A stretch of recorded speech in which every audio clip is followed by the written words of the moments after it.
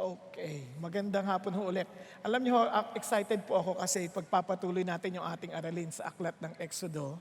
At naalala ko nung last Sunday when Oscar Murillo spoke, ang ganda hong simula niya magandang hapon. Sabi ko, Pilipino ho kami. Nagkamali siya ng pagkakabigkas ng hapon. Anyway, alam niyo po, the reason why I'm excited about this topic kasi we're dealing and talking about Exodus. Bakit po importante itong pag-aaral natin sa aklat ng Exodus? Ito po isang napakahalaga. No? Now, ito unang-una, Exodus, the book of Exodus, talks about the journey of those whom the Lord has delivered. Kaya ito po'y napaka-importanting bagay because it pictures exactly our story as Christians. Ito po'y larawan ng ating pong lakbayin bilang isang mananampalataya. Pansinin po ninyo, sa unang bahagi ng aklat ay patungkol po sa pagkakabihag ng mga Israelita. At ayan po ang ating kwento. Most of us, maybe before we came to know Jesus Christ, were really in bondage of fears, in bondage of worries, in bondage of so many vices. Ang dami ho nating mga bondages. Although to some of us, marami sa atin, in fact, kakalungkot sabihin na hindi pa rin ho na palaya ng husto. Bagamat they were already delivered from those bondages, hindi pa rin nila na-experience yung freedom nila from those bondages. Just like what the Israelites experienced. Kasi ganun din ang kanilang naranasan. In fact, when they were delivered, God had to raise Moses. It wasn't Moses who delivered them, it was God. Bakit ko nasabi? Kasi si Moses, he tried to deliver the Israelites, pero hindi niya ho nagawa. Nasusundan po natin, hindi niya nagawa. In fact, tumakbo nga ho siya dahil papatayin ho siya ng paraon. Kanya lamang, when God spoke to him and God appeared to him through a burning bush, amazingly, God chose him despite his fears. Kinuha pa rin siya ng Diyos at ginamit. Ngayon, nung siya po ay napalaya na, itong napakagandang bagay, God did not just deliver the Israelites. He gave them a new beginning. He taught them how to live. Kaya ho yan po yung ating pong tinitignan ngayon. Ito pong bahagi ho ng sanctification. Now, tayo po ay tumungo. Tingnan ho natin. In the issue of sanctification, meaning, ito po yun. God set us apart. No? When we became Christians, hinihiwalay niya tayo ngayon. We are set apart from the world. Para to tell us that we have a different calling, we have a different lifestyle, para to tell the world that there is a true God. Okay? Ngayon, tanong natin sarili natin.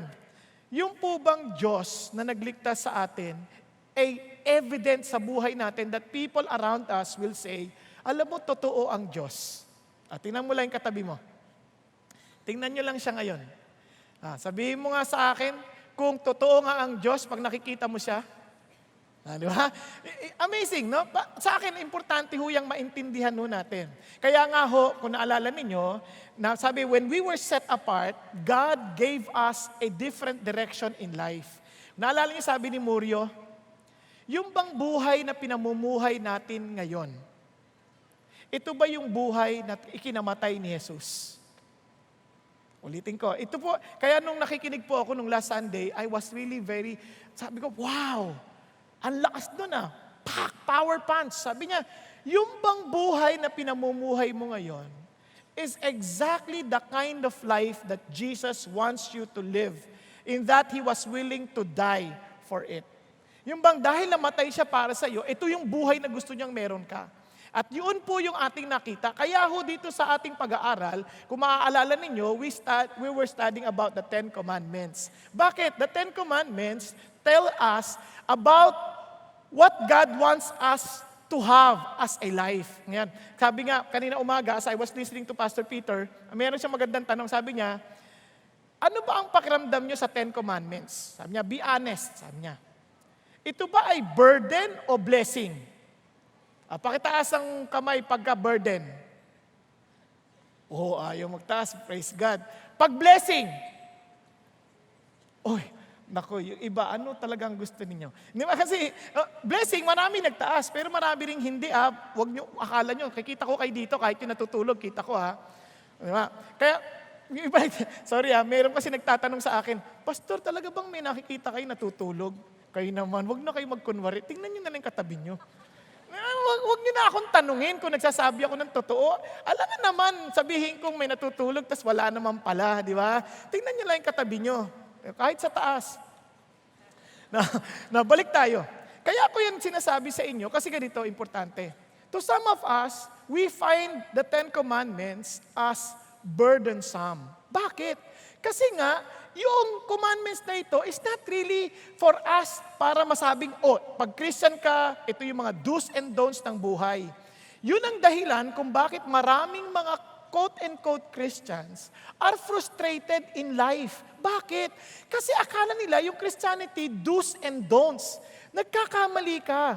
Hindi yan do's and don'ts. It is the life of Jesus that is in us. At dahil doon, we are excited to understand what pleases the Lord. Naintindihan po natin. Ngayon, ito po ay napaka-importante. Pag napasa niyo itong Ten Commandments na ito, you would be surprised, maraming during the time of Moses, ang naintindihan lang nila was the literal meaning of the commandments. That they have failed to understand the very intent of the Lord about these laws. Bakit? Tingnan natin. Sabi natin, una, you shall have no other gods before me. You shall not make for yourself. Kaya yung apat na yan tells us how we are to relate with God. Yung bahagi nito, you are to honor your father and mother. Kung mapapansin nyo, ito yung una sa bahagi ng ating relationship with people. Bakit? Kasi once you learn to honor your father and mother, you will also learn to honor other people's lives. Then you will also honor yung pong partners ninyo sa buhay, that you will not commit adultery. You will also honor other people's properties, kaya hindi mo nanakawin. You shall also honor other people's reputation. Hindi mo sila sisiraan. Nasasandahan po ninyo? So yun yung idea ng honoring. Now, kaya ngayon po, itutuloy natin, you shall not murder. Na-discuss na natin ito nung nakaraan, 2 weeks ago.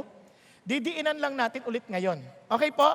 Naniniwala po ko na lahat tayo, naiintindihan natin lahat tayo murderer. Tama ba? Tama? Sino dito hindi pa murderer? Okay.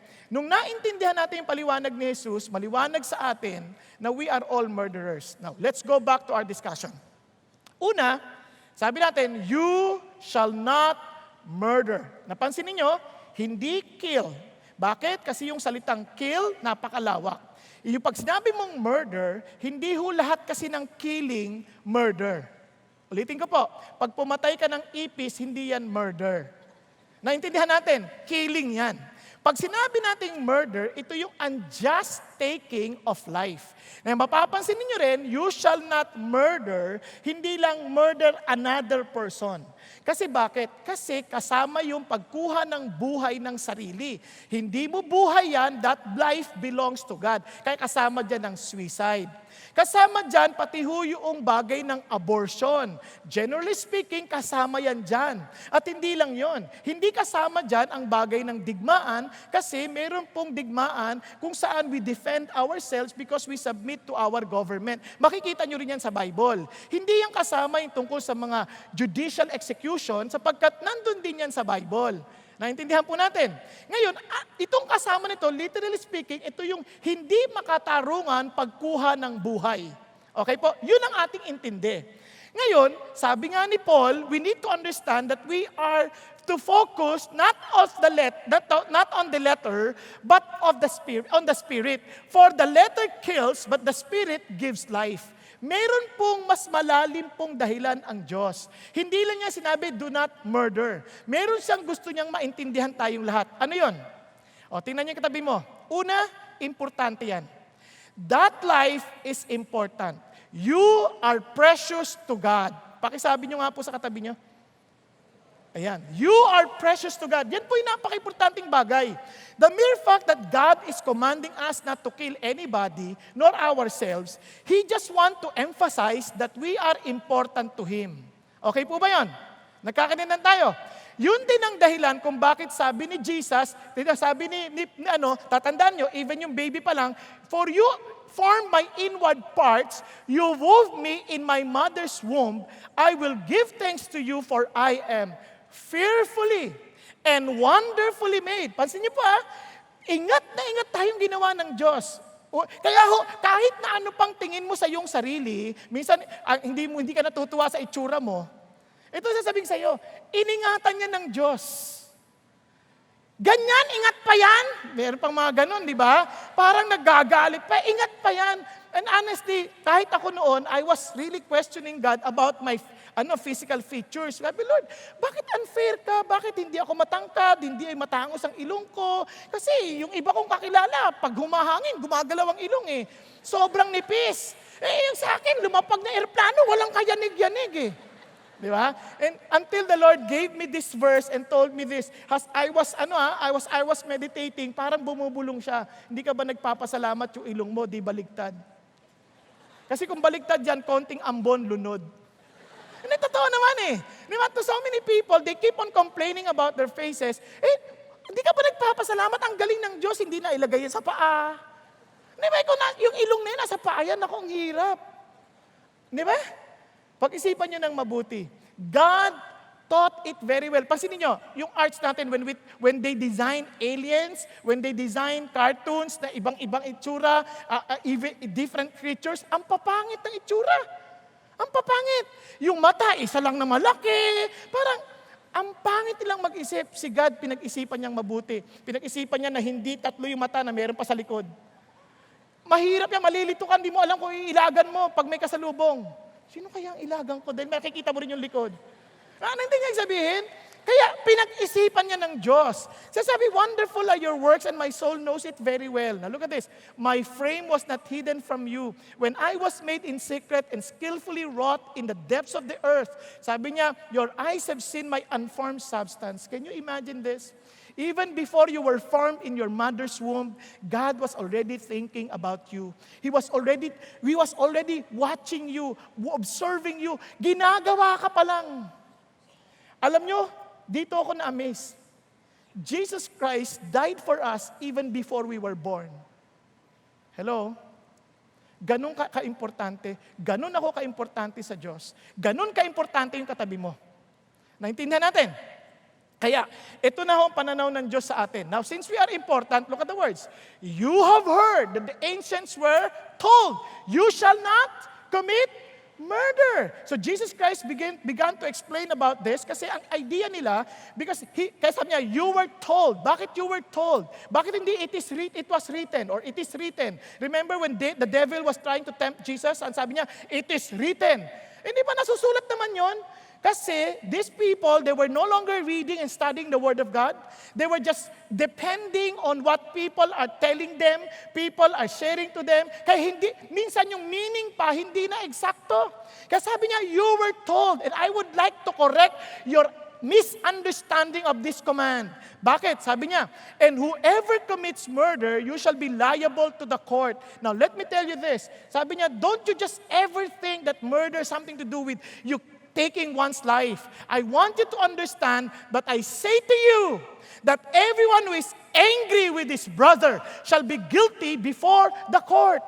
Naalala natin yan. Kung gusto nyo maalala, yung word na anger dito is not just the outburst of anger. It is a form of distaste, a form of dislike to anybody. May mga tao na hindi natin type. Mukha pa lang asar na tayo. Tama, mali? Hello? Mayroon tayo nakikita na halakad pa lang nila. Grabe naman maglakad dyan. Iyabang kasi iba may maglakad talaga. Sobra naman maglakad dyan. Yung iba naman, panakita ng babae, pag naglakad na talagang ganyan. Grabe naman yan! Ang art! May ganun ba? Parang bibigyan to. Ano ba yan? Iba naman, sa salita pa lang. Kaya iba pang kahit sa pastor eh. Pag nagpili sa pastor, ay, yan yung pastor, ayoko niyan. There's a form of dislike. Naintindihan po natin. That will end up into resentment and animosity. It will end up into anger and killing. Yun ang punto. Yung mga panakita mo ng tao, asar ka na kagad. Parang ini-etchepuera mo na siya. Sabi ng Diyos, kapag ganyan na ugali mo, sabi niya, you are to be liable before the court. It's just like murder. You are treating people as a material or someone who does not matter. Naintindihan po natin. Nagkakanindihan tayo. Kaya nga ho, importante. Now, look at this. Look at yung sumunod. Hindi na, no. And whoever says to his brother, you are good for nothing, Yung ibang translation, ang ginamit, raka. Kasi yung meaning ng raka, an Aramic word, telling us, you are nobody. Marami tayong ginaganyan. Yung word na nobody is not just a spoken word. Minsan, attitude pa lang. Naintindihan po? Sino dito may mga katulong? Huwag kayo mahiya, may katulong. Ayaw pa niyong umamin. Sino dito katulong? Tingnan niyo, ayaw niyo rin umamin. Di ba, alam niyo ba maraming tao na guilty rito when they treat other people as nobody? Minsan yung mga magulang Hoy, anak lang kita. Yan. Ano sinasabi mo? Ikaw ay walang kwenta. Anak lang kita, tandaan mo, kaya huwag kang sasagot-sagot sa akin. Di ba? Pag-isipan niyo mabuti. Ang sabi ng Diyos, murder yan. Just to treat someone as inconsequential, murder yan. Kasi you're telling us that you are not a person. Parang tinanggal mo siya sa buhay. Nagkakaninlan tayo. Kaya ako, kung naalala niyo sa James, kung naalala niyo, ito review lang to gusto ko lang maintindihan niyo. Sa James, sabi ng Lord, if you have treated those who are well-dressed and say, sit here, treating them as somebody, while a poor guy will say, you sit there, as in treating him as nobody. Ano sabi ni James? You are murdering. Tingnan niyo sa ending niya. Kung sinasabi mong hindi ka, sabi niya, you are a transgressor of the law. Kung sinasabi mong, do not commit adultery, and you did not commit adultery, and yet you do commit murder, you are a transgressor of the law. Yun ang ginamit niyang law. Kasi kung titingnan ninyo, anong law ang kanyang sinuway? Ito na lang, para mas lalo maintindihan natin. Sabi natin, nagwa-worship tayong ganyan. Bigla may pumasok, taong grasa. Nagwa-worship ka, nakapikit ka. Amazing grace. Amazing grace. Ganyan. Biglang tumabi sa'yo, parang 1,000 kambing pumasok. Na-imagine mo na. 1,000 kambing. Woo! Tapos biglang tumabi pa sa'yo, pag tumaas pa ng kamay din. Pagtingin mo, sino to? Ano agad sasabihin mo? Wala bang aser? Isipin nyo. Sabi ng Lord, ano tingin mo sa tao? Alam niyo, minsan hindi natin inintindihan, pero minsan hindi natin naintindihan. Sa pagsasalita pa lang natin, when you shout at people, when you talk down on people, we're treating them as nobody. Ang sabi ng Lord, murder yan. Naintindihan po? Nagkakaintindihan tayo? May iba dinadaan sa tangkad. Murder. Hindi ka pa pumapatay, nagsimula na yung ugat ng murder. Nagkakaintindihan? Now, hindi doon natapos, sabing ganon. You shall be guilty before the Supreme Court. Pag Supreme Court, guilty ka na. Ano ibig sabihin yan? Wala nang appeal. Supreme Court na yan Nagkakaintindihan? Wala nang reconsideration. Tama? Tuloy tayo. And whoever says, you fool, shall be guilty enough to go into the fiery hell. Now, grabe no? You fool. Ano ibig sabihin ng you fool?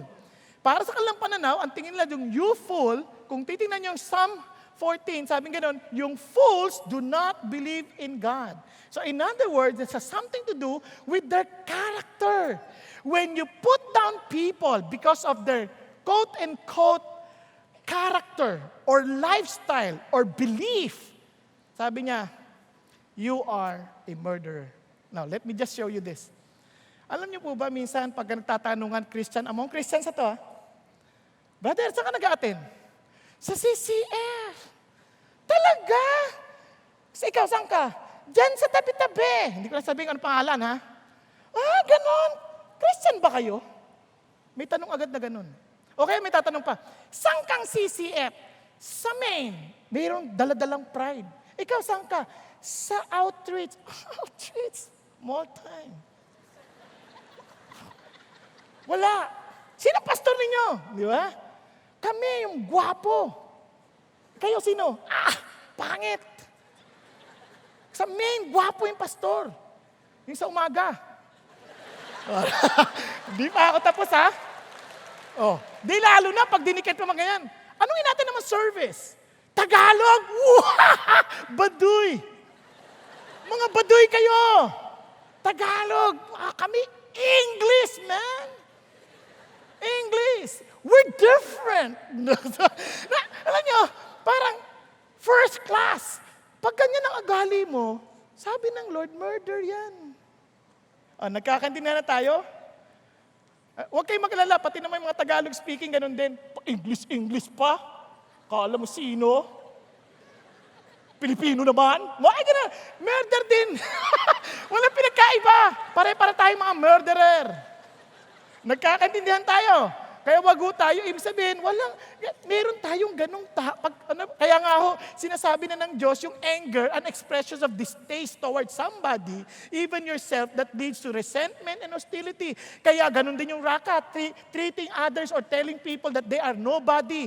At alam sabi niya, when we think of our purpose, in fact, kaya nag-uunahan na ganyan, that we think that our purpose is more important than the purposes of other people. I mean, when we say you fool, when we have an attitude that says we are more righteous than others, you are murderer. Nagkakaintindihan? Nagkakaintindihan po. Ngayon hindi natapos dyan ang kwento. Yun itutuloy natin ngayon. Okay lang? Kasi tatandaan ninyo, sa bawat negative na batas na binibigay ng banal na espiritu, mayroong implikasyong positibo. For example, pag sinabi niyang you shall have no other gods, sabi niya, huwag ka na magkakaroon ng ibang Diyos. Ang sinasabi niya lang, sa positibong bahagi, dapat wala nang, parang, ako lang ang importante sa buhay mo. That's it. Pag sinabi niyang, remember the Sabbath, ang sinasabi niya agad, I want intimacy. I want a time. Isipin niya, pag sabi, keep the Sabbath. Alam niyo, yung palang Sabbath to keep it holy. For example lang, yung word na holy, dedicated to God. Pansinin niyo, marami sa atin, hindi pinapansin yan Pag minsan nga, pupunta na lang tayo dito. Para saan tong araw na to? Para kay God. Pero minsan, nandito ka na, iniisip ba, saan kayo kakain mamaya? Saan kayo pupunta? Mas pinag-uusapan yung pupuntahan. Kaya pagkatapos nagmamadali na, dalihan natin, tagal-tagal naman magsak tayong pastor na yan. Ang bagal-bagal meron pa tayong mga lakad. Dedicated ba naman kay God yun? Naku, yung sabihin, minsan yung itong ginagawa natin, dagdag lang. But our day is always for ourselves, not for the Lord. Kapag sinabi niyang, keep it holy, He was telling us, I want to be intimate with you. Hello? Nagkakaintindihan? Kaya nga mapapansin niyo, late nang dumating, nagmamadali pa umuwi. Ang galing-galing. Hindi kita hinuhusgahan. Ang sinasabi ko lang, you think about it. Where is God in your heart? Now, tuloy tayo. Now, tingnan natin. Kaya, ang sabi ng Lord, I want you to have an atmosphere of love. Kaya sabi niya, a new commandment I give to you. Kaya may positibo ito. God wants you to love one another. Kaya sabi niya, a new commandment I give to you that you love one another even as I have loved you. That you also love one another. Hindi na lang to loving your neighbor as you love yourself, but as I have loved you. Paano tayo minahal ni Kristo? Paano? He gave Himself up for us. Now, let's continue. Sabi ng Lord, by this, all men will know that you are my disciples if you have love for one another. What makes us distinct? What makes us different from the rest of the world? Yung buhay natin, we do not consider it as more important than others' lives. We always think of others more important than us. Okay ba yan? Nagkakalimunagan tayo? Mag-asawa, ba't kayo nag-aaway? Kasi mas importante yung sinasabi mo kaysa sinasabi ng asawa kaya hindi kayo nakikinig. Tama? Pero pag ang idea mo is to always give preference to your partner, pinakikinggan mo muna siya. Nagkakaintindihan, ganun din sa mga anak.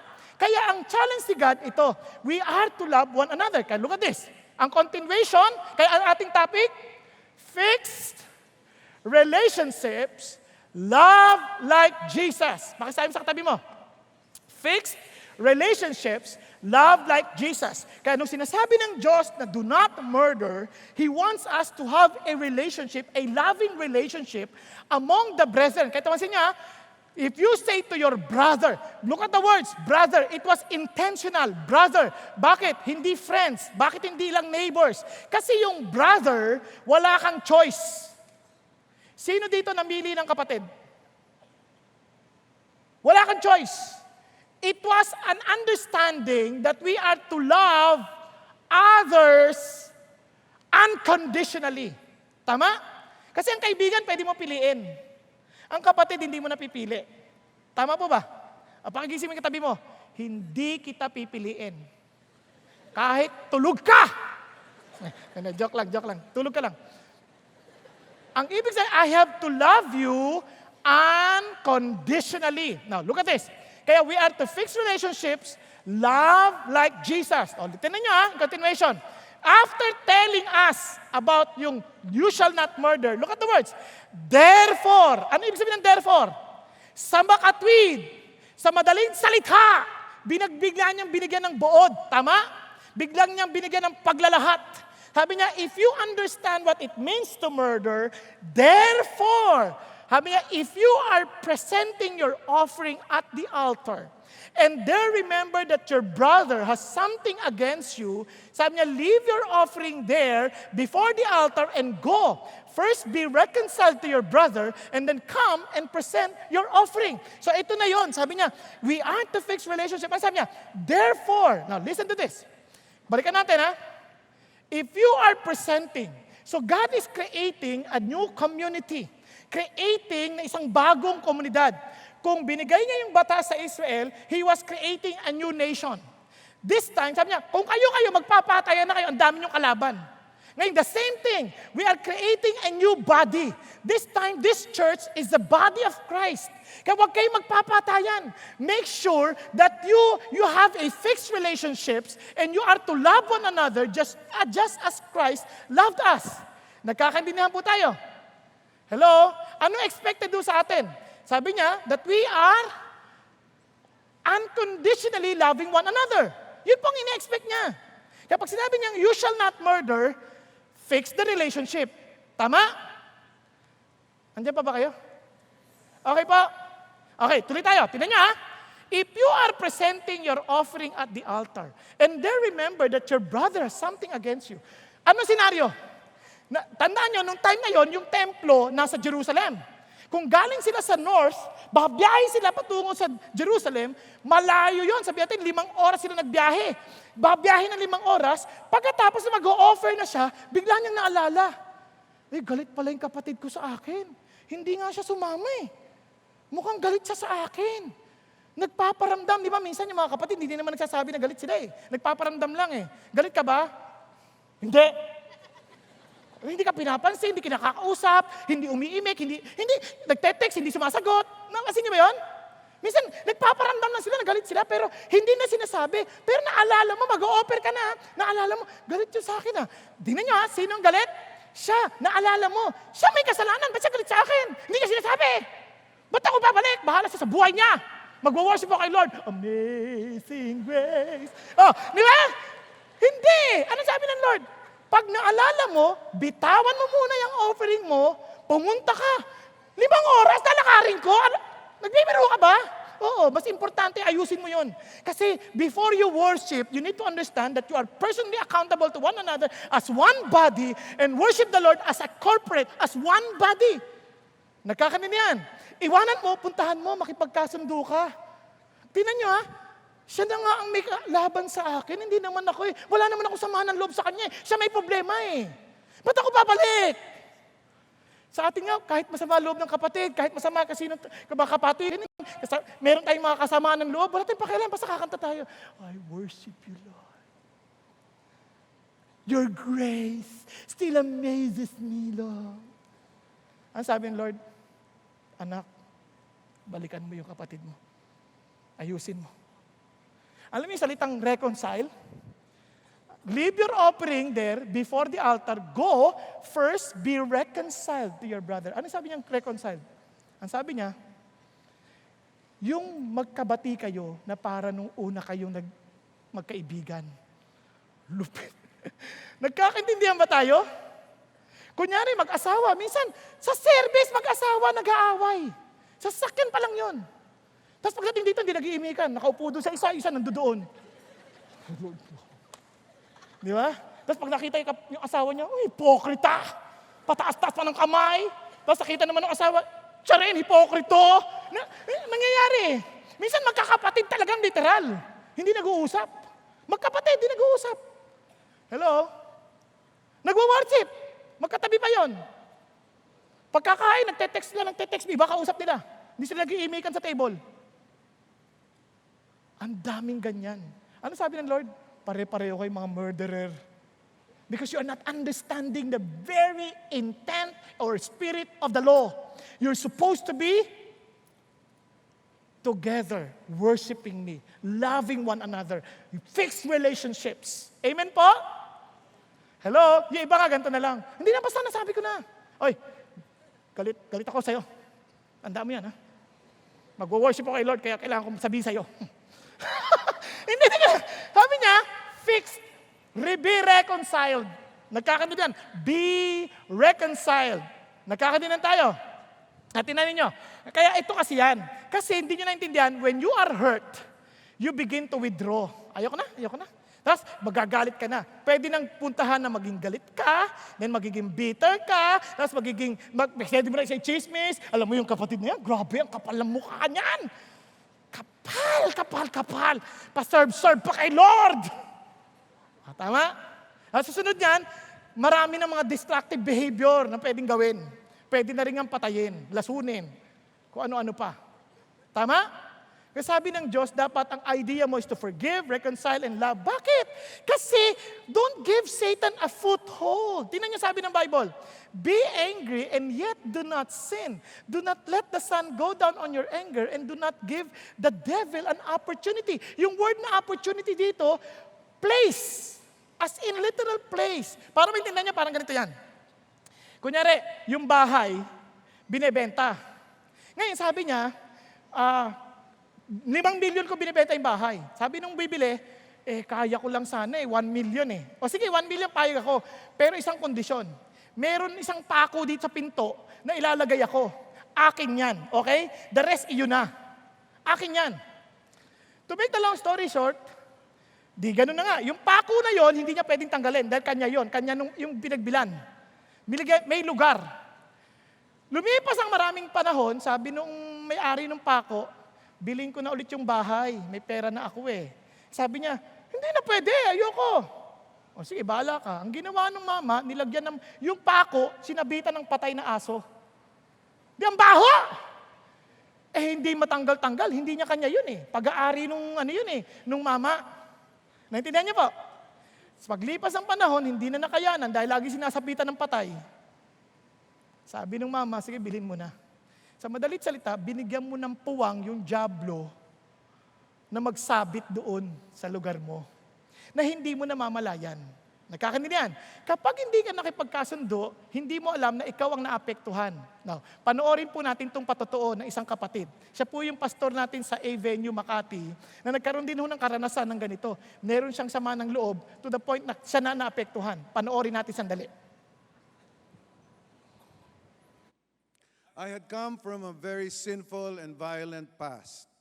I was on various occasions a whisker away from either killing someone or being killed. Up to this point, I was still very proud and arrogant and would still fall into the occasional sins of immorality, drunkenness, rage, and anger. As time went on, our relationship with Pastor Peter and his family became deeper, and we would spend quite a lot of time with them. We opened our Makati home to a weekly D group led by him for a couple of years. During this time, I got into the construction business and developed a more efficient type of mass housing technology. I showed it to him, to Pastor Peter, and he promptly told me to build several units for him at his housing development. Encouraged by the support, I invested funds into purchasing the required equipment, personnel, etc., and actually did construct a number of houses for their company. Due to certain factors, the venture failed. I felt that Pastor Peter had let me down, and I grew to be bitter toward him. Because of my resentment, I made my family stop attending CCF altogether, which caused a downward spiral in our lives. We transferred from one church to another in search of the perfect church, but never found one. Consequently, our relationship with the Lord Jesus suffered, and my heart began to grow cold for him.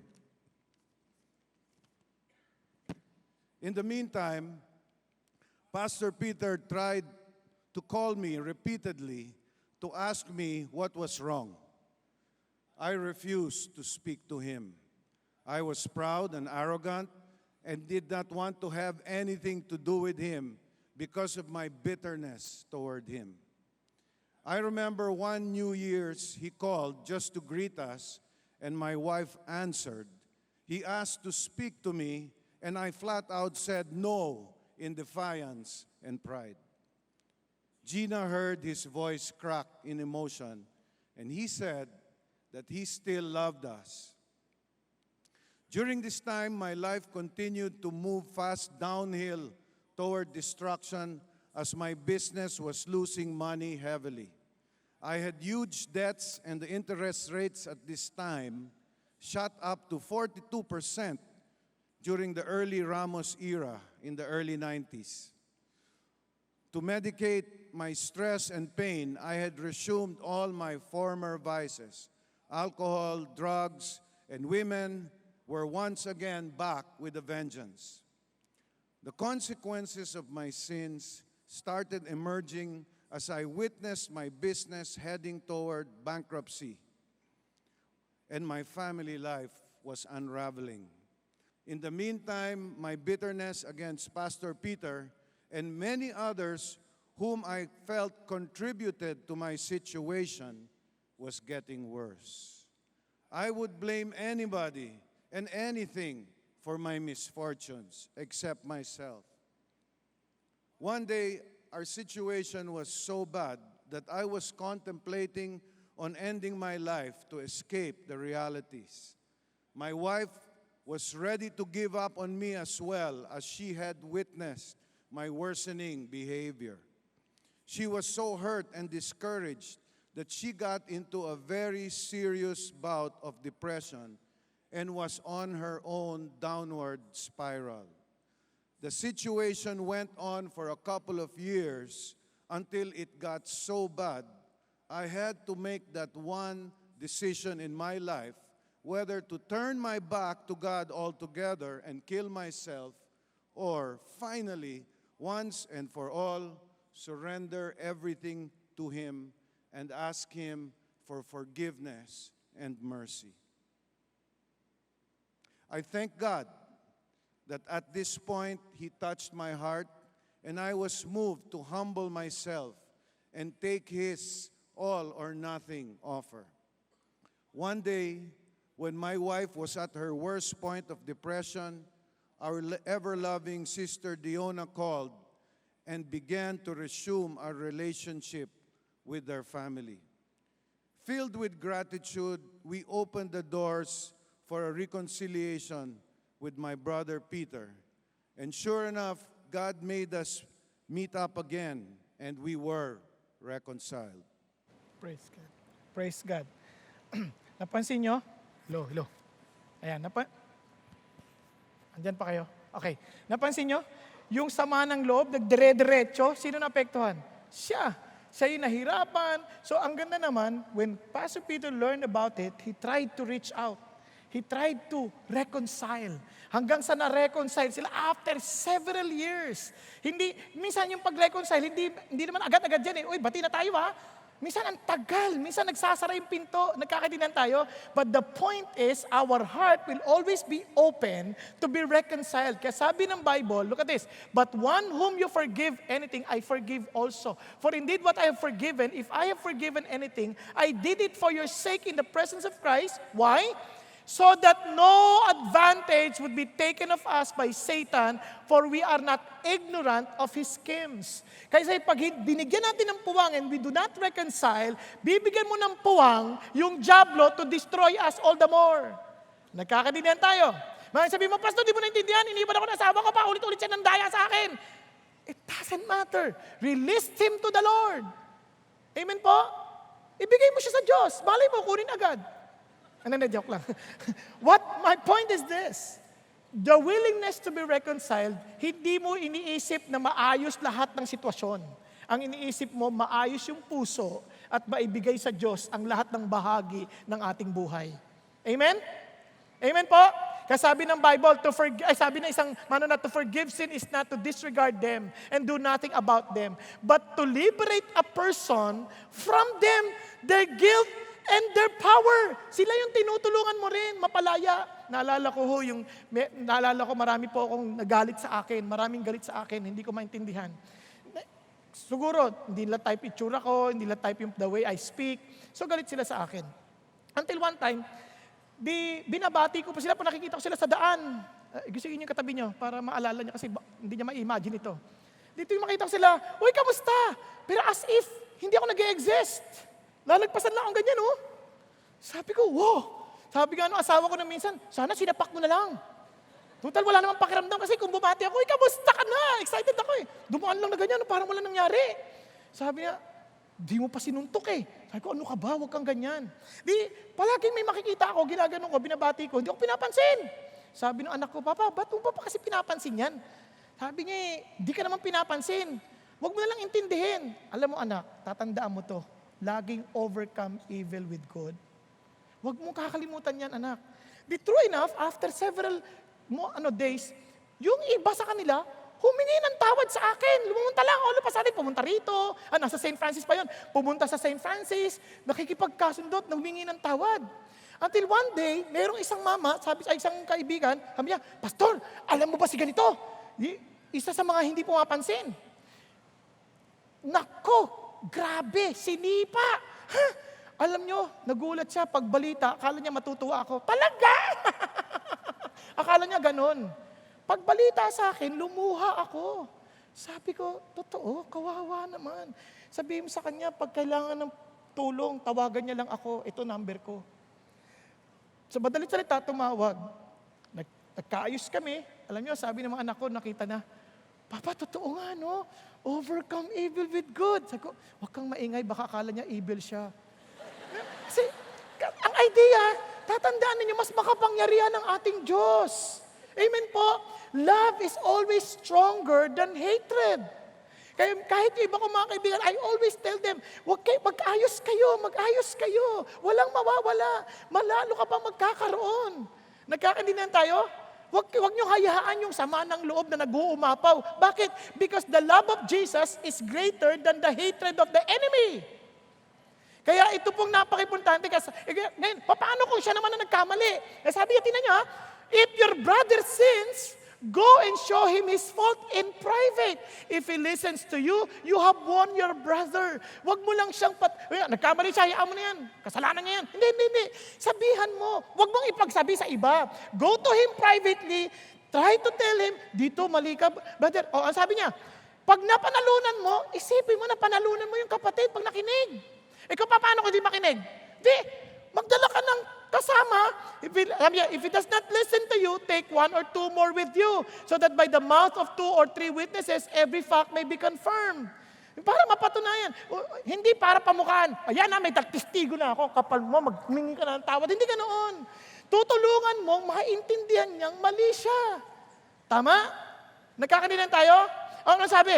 Pag nakinig, pero pag hindi pa rin nakinig, sabihin na sa church, grabe, ilalathala mo. Oo, para tulungan. The idea is to restore, not to destroy. Kaya nga dahan-dahan. Ngayon sabi niya, pag hindi pa rin nakinig, turing mo ng Gentile and tax collector. Anong ibig sabihin yan? Si Jesus, pansinin nyo, was he fellowshipping with the Gentiles and tax collector? Big sabihin, kung hindi siya Christian, then treat them as non-Christian, win him back to God. Naintindihan po? Ayaw mag-repent, panalunin mo siya sa Diyos. Now, tingnan nyo bakit importante yan? Look at the words. Truly I say to you, whatever you bind on earth shall be bound in heaven, and whatever you loose on earth shall be loosed in heaven. Ano sinasabi ni Jesus? Don't you know that your prayers affect when you are united?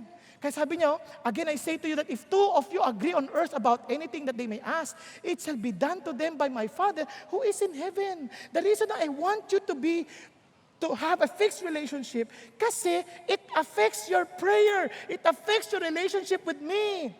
Bakit? Because if 2 or 3 have gathered together in my name, I am in the midst of them.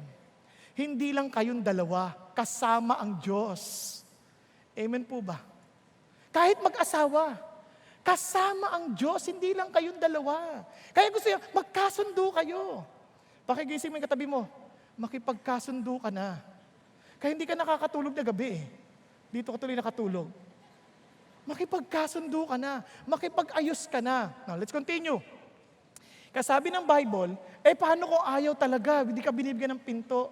Masang idea, whenever you stand praying, forgive. If you have anything against anyone, so that your Father who is in heaven will also forgive your transgressions. Ano sasabi ng Diyos? Pag nag-pray pa lang, pinatawad mo na. So that when the moment comes, when the opportunity comes for you to have a chance to fix the issues, open ka, hindi yung pag nakita mo, tuwan-tuwa ka pa, pag nadapa, nagka-problema, yung kasalanan niya, yan, mapapala ng mga wala sa Diyos. Hindi ganoon. Sa halip ay, pag dumating yung pagkakataon, dahil ayaw mong pumatay, gusto mo magbigay buhay, bukas ang pinto to always have a fixed relationship. Amen?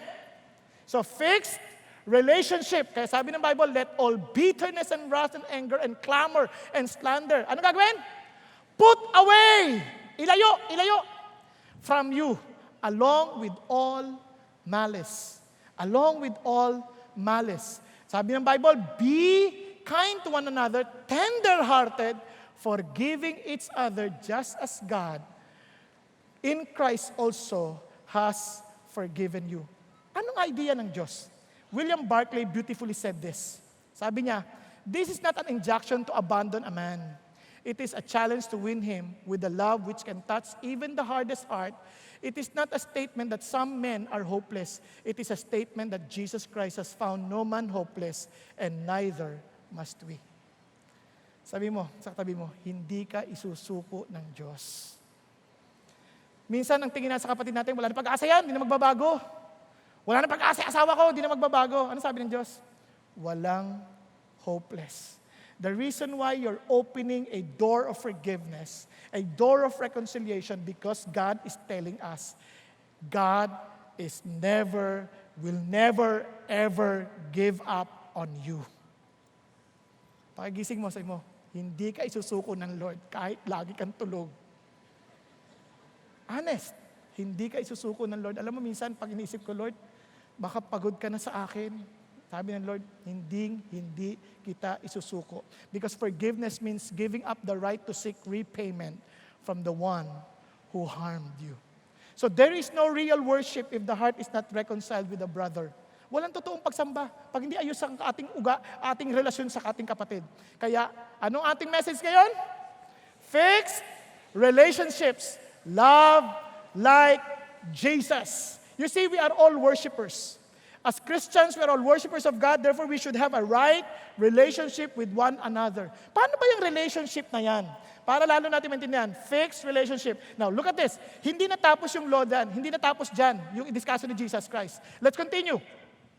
You have heard that it was said, you shall love your neighbor and hate your enemy. But I say to you, love your enemies and pray for those who persecute you. Hindi natapos doon. Sabi ni Lord, teka muna.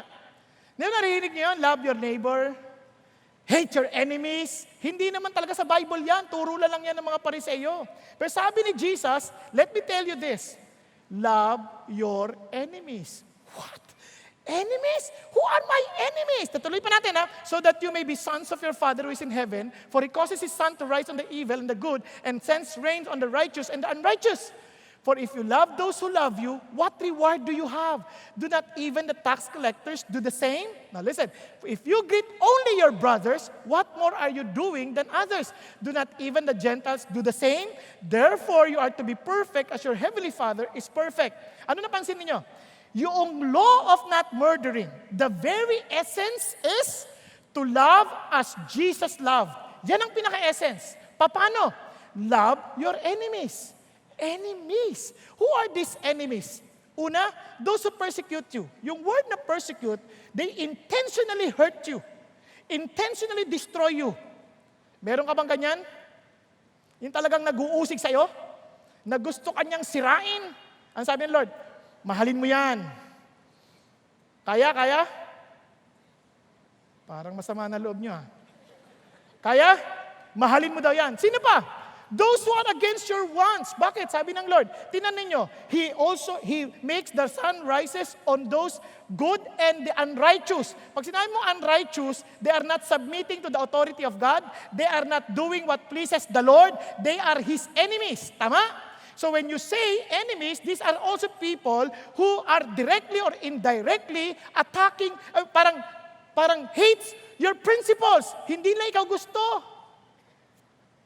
Hindi ka nila type, hindi sila nag-agree sa'yo. Enemies din yan. Ano pa? Those who do not love you. Enemies din yan. Sabi niya, tama? Sabi niya, kung babatiin mo lang yung nagmamahal sa'yo, di parang kang pinagkaiba sa iba. So ibig sabihin, love them also. So in other words, ang mga enemies, yung mga nagpe-persecute. Yung mga against your will or wants. O kaya naman yung mga hindi nagmamahal sa'yo. Naalala niyo yung pagmamahal?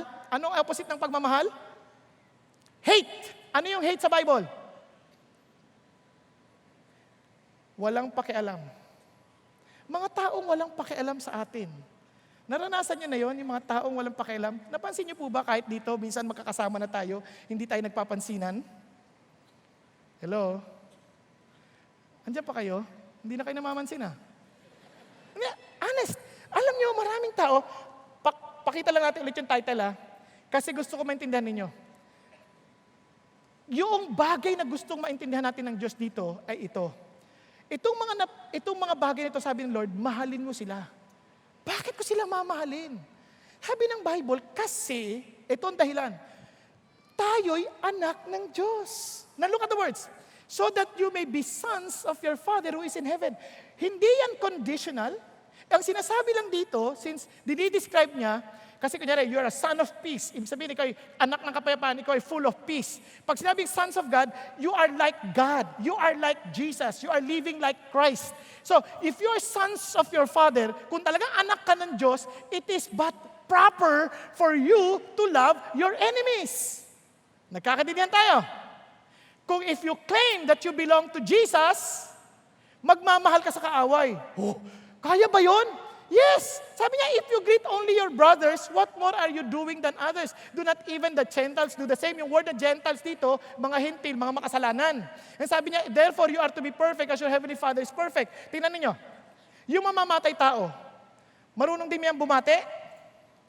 Marunong din ba bumati yan? Siyempre, babatiin lang nila yung bumabati sa kanila. Tama ba? Tama ba? Yung mga magnanakaw, marunong din bumati yan? Oo, babatiin ka niyan, tapos saka ka nanakawan. Pero bumabati yan. So anong pinagkaiba natin? Kung babatiin lang natin yung mga bumabati sa atin, pareho lang ang ginagawa yan ng mga makasalanan. Yun ang sinasabi ni Jesus. Nagkakadinan tayo. Tapos pangalawa, bakit gusto niya? Sabi niya, kasi yung pagmamahal sa kaaway, isang bagay na hindi kayang gawin ng sinuman. Magagawa lang ito ng taong merong buhay ni Jesus. Kaya sabi sa Matthew, either make the tree good and its fruit good, or make the tree bad and its fruit bad. For the tree is known by its fruit. Kapag yung puno hindi mabuti, sigurado ang lalabas dyan masama. Kapag yan ay mabuti, mabuti ang lalabas dyan. Tama ba? Tingnan nyo, lalabas yan sa pananalita. You brood of vipers, how can you, being evil, speak what is good? For the mouth speaks out of that which fills the heart. Sabi niya, the good man brings out of his good treasure what is good, and the evil man brings out of his evil treasure what is evil. And sabi niya, but I tell you that every careless word that people speak, they shall give an accounting in it in the day of judgment. Kaya sabi ni John naman sa kabilang bahagi, sabi niya, whoever confesses that Jesus is the Son of God, God abides in Him, and He in God. So how would we know na kasama niya si God? Sabi niya, we have to come to know and have believed the love which God has for us. God is love, and the one who abides in love abides in God, and God abides in Him. And sabi niya, by this, love is perfected with us so that we may have confidence in the day of judgment, because as He is, so also are we in this world. Sabi niya, there is no fear in love, but perfect love casts out fear. Because fear involves punishment, and the one who fears is not perfected in love. And sabi niya, we love because He first loved us. If someone says, I love God, and hates his brother, he is a liar. For the one who does not love his brother whom he has sinned cannot love God whom he has not sinned. Paano mo malalaman? Nagmamahal ka ba? Hindi ito yung parang wala ka lang pakialam. Hindi totoong, walang pagmamahal doon. It's a form of hatred. When you show as if you're not concerned, walang pagmamahal. For example, magulo ba yung traffic? Pakigising mo yung katabi mo, tanongin mo siya, magulo ba yung traffic? Karamihan ganito, ano ba naman yan? Gulo-gulo! Ang traffic-traffic! Hirap-hirap! Pag ang taong nagmamahal, ganito yan. Mag-iisip yan ng suggestion. Ito kaya gawin natin. Ito kaya gawin natin. Your suggestion may not be considered, but at least you are trying to find solutions instead of condemning the system. Hello? Nagkakaintindihan tayo? Nagkakaintindihan po ba tayo? Di ba? Nagkakaintindihan. For example, ano ba naman? Ba't man sila natutulog? Nagsiservice? Huwag mo siya i-condemn. Gisingin mo. Hindi totoo. Kaya ako nga ginigising eh. Kasi tinutulungan ko kayo. Kasi kung hahayaan ko lang kayo, sayang naman. Tama ba? Ngayon, kung talagang pagod na pagod ka at antok na antok ka, hindi ka naman magigising kahit gisingin kita eh. So, at least nakatulog ka. Tama? Nagkakaintindihan tayo. I have to do something. Hindi ko pwede sabihin, ano ka ba? Alam mo, loobin ko na, tulog yung tulog, kapal ang mukha, tapos tatanda ko yung mukha, tatanda ko yung mukha, nakita ko yan, tandaan mo yan. Walang ganon. Di ba? Hindi ko pwedeng kim-kimin lang yan. I have to do something. Kaya sabi ng Bible, because God, our fathers, models it. Paano minodel ni God? Sabi niya, nagpapaaraw siya. Kahit sa mga masasama, kahit sa mga masasama, binibigyan niya ng ulan. Alam nga naman, umulan lang dun sa mga masasama. Tapos habang naglalakad ka, araw-araw sa'yo, tapos yung katabi mo, inuulan dahil masama siya. Di ba? Ang pangit naman, yung cartoons? Di ba? O kaya naman, yung inaarawan yung yung tanim mo para magbunga, tapos yung sa kanya, inuulan ng binaabaha-baha na. Hindi naman ganun ang Diyos eh. He gives and He allows people to experience His goodness despite the fact that they're not following Jesus. Nagkakaintindihan tayo? And finally, I would like to share this with you. Ang sabi ng Bible, but God demonstrated His own love toward us in that while we were yet sinners, Christ died for us. At hindi lang yun ang sinabi niya. Pagdating sa verse 10, for while we were enemies, we were reconciled to God through the death of His Son. Grabe, no? Yan ang dinemonstrate ni God sa atin. Kahit tayo makasalanan, ang tawag ng Diyos sa makasalanan? Kaaway niya. He died for us. Para ma-reconcile sa Kanya. Para makipagkasundo. Para maging kaibigan. Yun ang pinakita ng Diyos. Ano pang sinabi niya? Lagpasan natin to kasi sabi ng Bible, ito napakaganda. Sabi niya, paano mo ipapakita yung pagmamahal mo? Simple lang. Be courteous. Be courteous? Paano? Just learn to greet. Just learn to greet. If you greet only your brothers, what more are you doing than others? Mga kapatid, I hope, paglabas nyo, nagbabatian na kayo. Hello? Nakakaintindihan tayo? Baka naman, pastor, sabi nga, di ba, don't talk to strangers. Ano ka ba? Basta pag nauutangan ka na, huwag mo nang pansinin, pero, di ba, huwag mo lang intindihin yung magpaparinig ng pautang, huwag ganun. Ang isip, batiin mo siya. Just a simple greetings. As brothers and sisters. Hello? Alam niyo, marami akong binabati sa daan. Pag naglalakad ako, binabati ko. Kahit hindi ako pinapansin. Nakita ko na yun, hindi ako pinapansin. Pero babatiin ko pa rin. Pag nakita ko, babatiin ko pa rin kahit hindi ako pinapansin. Minsan, halatang halata, hindi ako pinapansin. Pag nakita ko, iba na yung tinitingnan eh. Okay lang, babatiin pa rin kita. Bakit? Sabi ng Lord ginagawa ko to para sa Diyos, hindi para sa iyo. Dahil mahal ka ni God. Nagkakaintindihan tayo? Hello? Batiin mo yung katabi mo. Sinasabi sa iyo, ayaw batiin eh. Pangalawa, ano sabi ng Lord? Give them what they need. Give them what they need. Ano sabi ng Lord? So that you may be sons of your Father who is in heaven. Causes His sun to rise on the evil and the good. Ano yung application ni Paul dyan? Sabi ni Paul, if your enemy is hungry, ano daw? Feed him. Yung Pilipino, iba.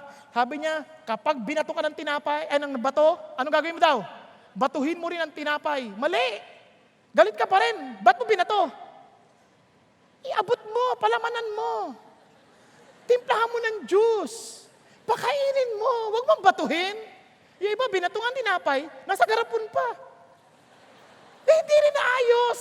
Sabi ng Bible, tinan nyo, give him a drink, for in so doing, you will heap burning coals on his head.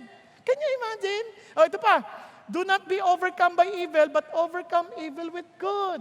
Ano pa sinasabi ng Lord? Bless them in prayer. Sabi niya, those who persecute, ano sasabi niya? But I say to you, love your enemies and pray for those who persecute you. Pag-pray mo, wag mong patulan, wag mong awayin. Pag-pray mo, kasi alam niyo yung prayer, yan ang pinaka-expression ng sincerity natin sa ating pagmamahal sa ibang tao. Hindi mo pinag-pray na tamaan siya ng kidlat. Ang prayer mo, Lord, pagpalain mo siya. Lord, inaway niya ako. Grabe, sinisiraan niya ako sa boss. Pero Lord, pagpalain mo siya, bigyan mo siya ng kapayapaan, kagalakan, bigyan mo siya. Kaya? Only by God's grace. Hindi natin kaya. Because we are all murderers. Tama? Hello? Pag-pray, Lord, kinat ka. Lord, kinat ako. Grabe. Maplatan siya sana. Huwag ganon. Lord, baka may sakit siya, baka nag-ELBM. Ingatan ninyo, baka madumi siya habang nagda-drive. Kaya siya nagmamadali. Hindi natin alam eh. Tama ba? Baka may emergency siyang hinahabol. Lord, tulungan ninyo na hindi siya mapahamak. Makarating siya ng mapayapa. Saan? Sa sementeryo? Hindi. Sa kanyang pupuntahan. Nagkakaintindihan? Ibig sabihin, pag-pray natin yung kabutihan, wag yung kasamaan. Naunawaan po? Yun ang sabi ng Diyos eh. Pray. Ganoon magmahal. Ganoon ang ibig sabihin ng you shall not murder. That you may see life in people's lives. Amen po? Yun ating hinahangad. Allow me to end with this. Sabi ho ng Bible, nakakatuwa, sabi niya, loving your enemies, sabi ni John Piper, doesn't earn you the reward of heaven. Treasuring the reward of heaven empowers you to love your enemies. Alam niyo kung bakit? Kasi ito sabi ng Bible rejoice and be glad, for your reward in heaven is great. For so they persecuted the prophets who were before you. Alam niyo, ang dami pong pinapersecute sa iba-ibang bansa. Pero it's one thing distinct about the Christians, they love their enemies and they pray for them. Paano kung pag dumating na sa atin yan? And kaya sabi ng Bible, ito yung sabi niya, make friends quickly with your opponent at law. What God is telling us is this, makipag-ayos ka na kay Kristo. If you really acknowledge that you are a murderer, fix your relationship with Jesus before you are brought before the judge. And for sure, you will be condemned. And God is telling us, you will not come out of there until you have paid up the last cent. Be reconciled, fix relationships, and love like Jesus. Let me end. Mayroon pong isang babae sa Africa. Nangyari po ito sa isang babae sa korte. Ito pong yung policeman na si Van der Broek, kakainis itong ugali niya. Alam niyo yung ginawa? Kasi meron na pong human rights, hearing. Yung pong anak ng babae, pinatay. Yung anak na lalaki, pinatay at sinunog pa. Paglipas ng ilang taon, binalikan pa ulit yung pamilya. Kinuha naman yung asawang lalaki. At hindi lang kinuha, the husband disappeared for several years. Until after couple of years, binalikan ho yung babae. Para dalhin siya dun sa ilog, kung saan yung asawa niya, gulpi sarado, nakatali, at susunugin na. At habang nilapitan niya ng babae, nilapitan niya asawa niya, binubuhusan na ng kerosene, kerosene nga. Gaas sa Tagalog. Binubuhusan na. Habang binubuhusan, ano sabi nung lalaki na asawa niya? Panginoon, patawarin niyo sila. Can you imagine? This guy is a Christian and telling narinig ng asawa niya babae, Father, forgive them. So, sinunog. Ito ngayon sa korte, dinidinig na yung kaso. Ngayon, as in convicted na. Sana ang tanong doon sa babae, anong ngayon ang gusto mong gawin? Sa lalaking ito, si Van der Broek, anong gusto mong gawin? Sabi niya, una, ito lang request ko, 3 bagay. Una, dalhin niya ako sa lugar kung saan sinunog ang asawa ko. upang makuha ko yung kanyang mga abo at mabigyan ko ng maayos na libing. Grabe, no? Pangalawa, sabi niya, nais ko siyang pumasyal sa akin, sa bahay ko, 2 beses kada buwan. Bilang tumayo na aking anak. Aking anak, dahil kinuha niya anak ko eh. Upang maranasan niya ang pagmamahal ko sa aking anak. Papapasyalin niya pa sa bahay para daw mayakap siya at maranasan ng lalaki yung pagmamahal niya sa anak niya na pinatay. At ang pangatlo, sabi niya, ihatid niyo ako sa kanya, nasa kabila siya eh, upang siya'y mayakap ko at mapadama kong pinatatawad ko na siya sa lahat ng kanyang ginawa sa aking pamilya. Christian, eto na, hindi pa tapos. Nung lalapit na narinig ng Vanderbroek, nahimatay. Nandun lahat yung kaibigan, kapitbahay, na inapirin ng mama, nandun din. At nung lumalapit na yung Ali, hinang-hina, 70 years old na siya. Payat na payat, walang magulang, wala nang asawa, walang anak, palapit. Umawit ho lahat ng mga biktima rin. Alam niyo kung anong kinanta? Amazing grace, how sweet the sound that saved a wretch like me. Habang inaawit po, kaya ako kaya magpatawad at magmahal dahil alam nung Ali, alam ng lahat, si Kristo nagpakita ng dakilang biyaya na siya mismo'y namatay para sa atin. Kapatid, ulitin ko, kung si Jesus ay hindi mo Panginoon, imposibleng mahalin mo ang iyong kaaway. Imposibleng batiin mo ang ibang taong hindi mo kilala.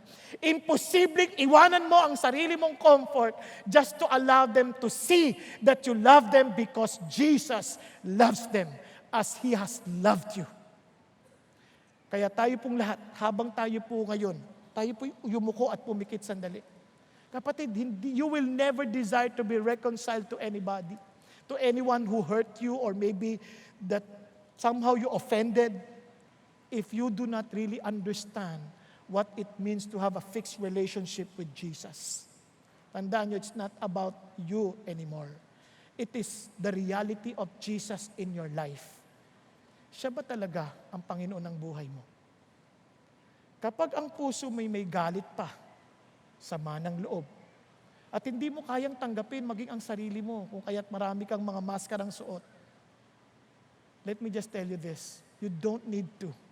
Because you are special to God, you are precious to God, kahit sino ka man. Hindi mo kailangan magsuot ng maskara. You just need to come to Jesus as you are and accept His forgiveness, His death on the cross, and His resurrection, that you will be reconciled to His Father. Ibigay mo ang buhay mo sa Kanya ngayon. Thank you, Jesus. Habang lahat ay nakayukot, nakapikit.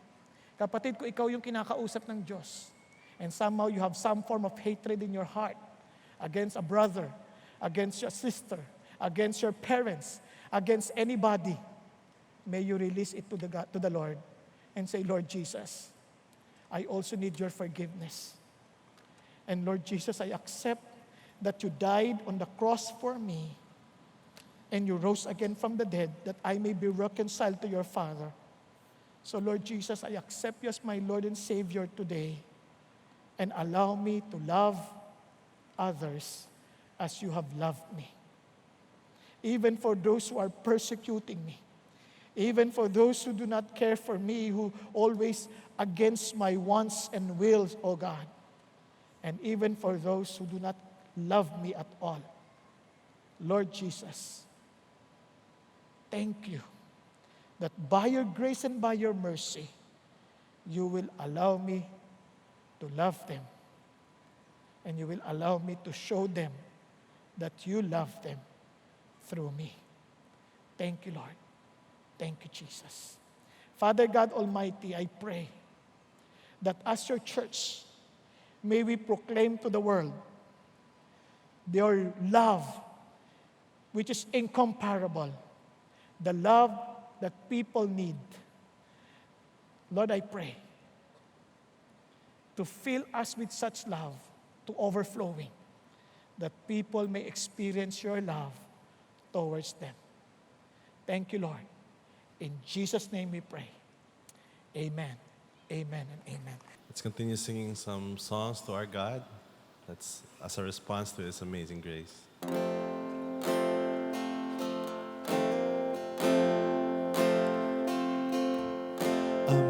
Amazing grace, how sweet the sound that saved a wretch like me.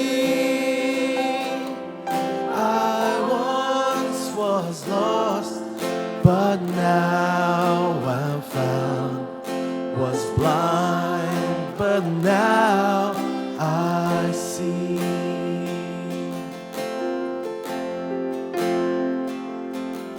It was grace that taught my heart to fear, and grace my fears relieved. How precious then that grace appeared, the hour I first believed. My chains are gone, I've been set free. My God, my Savior has ransomed me. And like a flood, His mercy reigns, unending love, amazing grace. My chains are gone, I've been set free. My God, my Savior has ransomed me.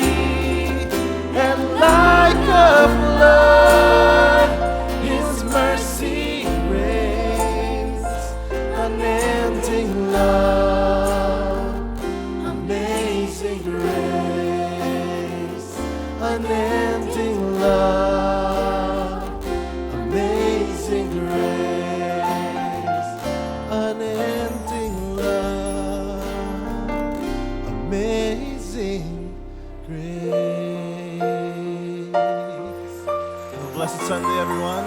Go in God's grace.